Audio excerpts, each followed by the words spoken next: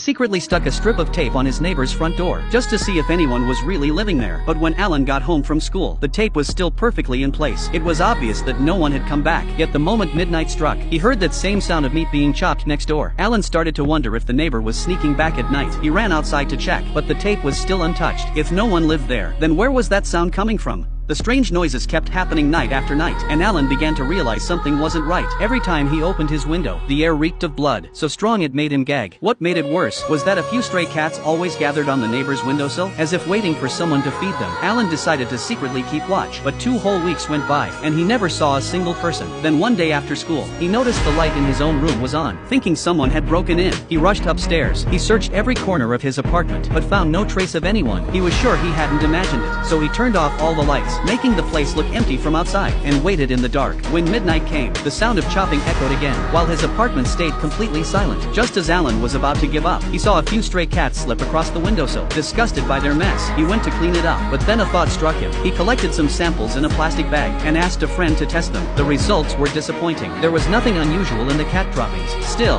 Alan couldn't shake the feeling that something was wrong. Days of sleepless nights drove him to the edge, so he asked the landlord to move him to another room, but she didn't believe his story. She said he was probably just stressed out, and needed a few days of rest. Alan still felt uneasy, so the landlord decided to stay the night with him to see for herself. But as she was about to go to bed, she accidentally bumped into the wall, and what they saw left them both frozen in shock. The wallpaper was covered in dried bloody handprints. A chill ran down Alan's spine as he stared at the wall soaked in old blood. He couldn't believe he'd been living there all this time without noticing. The landlord told him that years ago, a mother and her son had lived there. The boy died, and the mother went insane soon after. Alan immediately searched online for more information, and found an old news report.